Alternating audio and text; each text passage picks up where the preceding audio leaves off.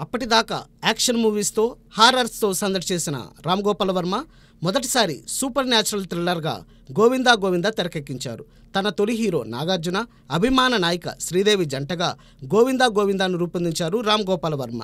శ్రీ వెంకటేశ్వర స్వామి కిరీటాన్ని దోపిడీ చేయడం అన్న అంశం చుట్టూ ఈ చిత్ర కథ తిరుగుతుంది. ఇందులో సూపర్ న్యాచురల్ పవర్స్ కలిగిన ఓ బాలుడు హీరోకు సహకరిస్తూ ఉండడం కూడా చోటు చేసుకుంది. తిరుమల ఆలయంలోనే ఇది జరిగినట్టుగా చూపించడం భక్తకోటికి అంతగా రుచించలేదు. ఈ సినిమా సెన్సార్ వద్ద సమస్యలను ఎదుర్కొంది.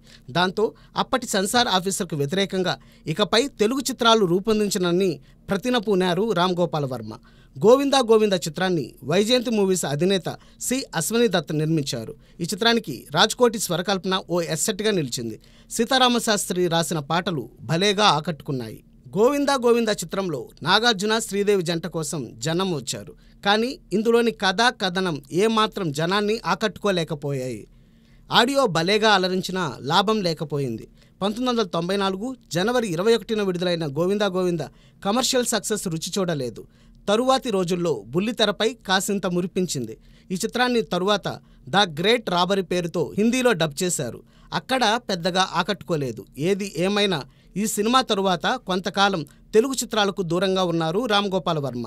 తరువాత నాగార్జున నిర్మించిన ప్రేమ కథతోనే మళ్ళీ రీ ఎంట్రీ ఇచ్చారు. నాగ్, శ్రీదేవి ఫ్యాన్స్ ఇప్పటికీ ఈ సినిమాలోని పాటలను ఎంతో ఇష్టంగా వింటూ ఉంటారు.